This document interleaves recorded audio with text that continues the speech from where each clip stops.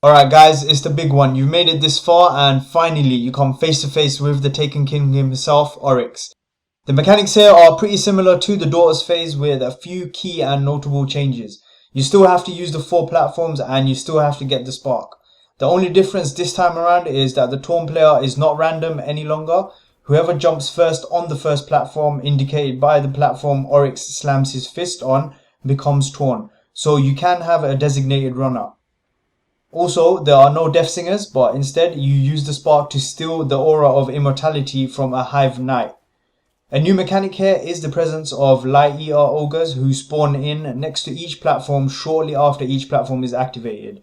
When killed, these ogres leave behind corrupted light bombs that detonate when a player stands inside. There is also a Hive Knight that spawns in from Oryx's initial starting position who needs to be killed immediately after the runner steals the aura of immortality. Otherwise, the Knight will run to a corrupted light bomb and begin to absorb it. This is particularly important because Oryx cannot be damaged directly. The only way he can be damaged is by detonating the corrupted light bombs. Every 4 bombs deals 25% damage to Oryx.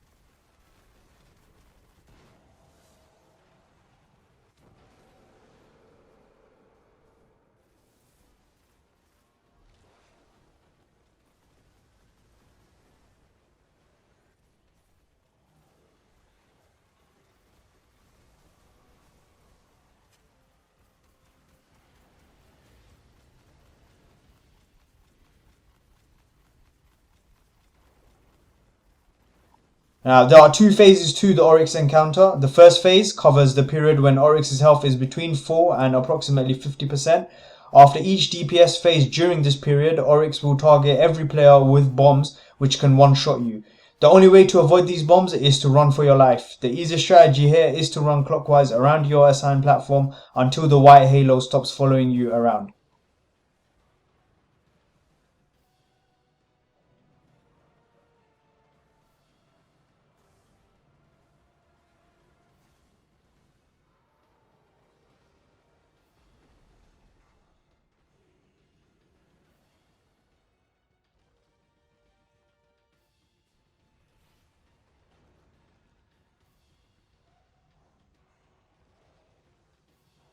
So in terms of strategy, this is how it goes. 1 player will again be floating, 4 will have assigned platforms, and 1 player will be designated as the runner. The floater and whichever player has the optional platform will be responsible for dealing with the Light Eater Ogres that spawn and any other ads that spawn in the middle between the Deathsinger platforms. At the start of the encounter, 2 Taken Knights will spawn on top of the left and right platforms and need to be killed. As soon as Oryx slams his fist on the platform, the runner should jump up, immediately followed by the player assigned to that platform, and then the 2 other players follow suit again in an anti-clockwise pattern. The runner will obtain the spark and should call out when they have done so. Meanwhile, the floater and the optional player should be killing ogres in the correct order until all 4 are dead. Now, once the runner obtains a spark, they have to slam the Hive Knight and steal the aura of immortality from him, after which everyone focus fires him down before he can absorb one of the bombs. Once the Knight is down, everyone should head to the space in between the Deathsinger platforms and focus on ads until Oryx slams the platform. You'll then get a notification that Oryx calls upon the darkness and his chest will open up. Everyone should immediately shoot his chest to stagger him. If he isn't staggered, it is an automatic wipe. Now, once he is staggered, the 4 players assigned to platforms need to hotfoot it to their corresponding bombs and detonate them. Simply stand inside them until the notification pops up on the bottom left saying that you have detonated your bomb. Once it pops up, immediately run back to the aura or you will die. Once back in the aura, everyone should focus on Oryx's chest until he leaves. If everything went according to plan, he should be at 75% health.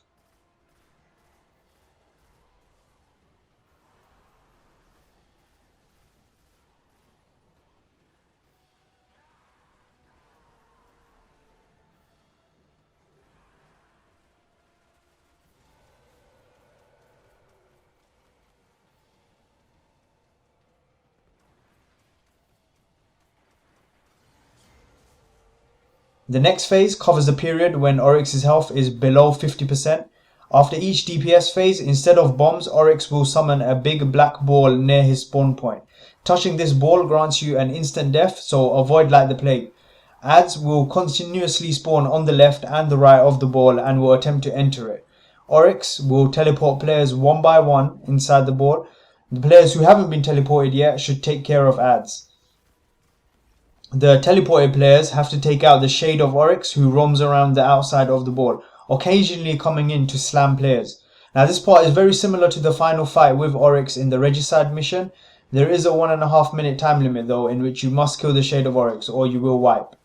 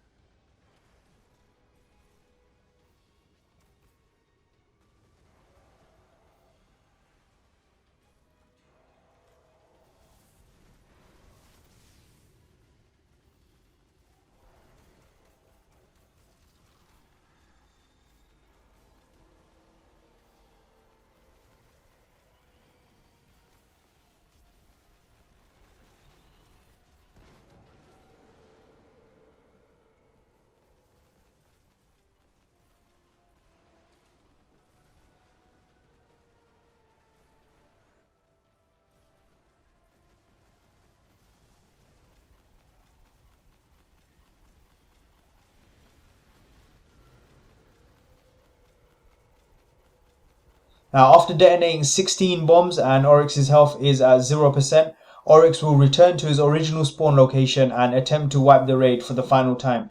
The entire fire team needs to focus fire Oryx's chest and stagger him successfully, or it is an instant wipe right at the last hurdle. And that's it, Guardians, you've done it. The king is dead.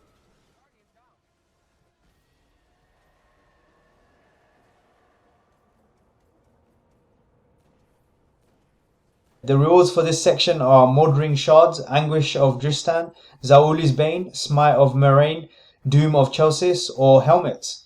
Now here's hoping Oryx doesn't have a crazy ex-wife sitting on the sidelines just fiending for revenge. I hope this has helped any first-time King's Fall raiders. Hopefully RNGesus is on your side and you nab some sweet loot.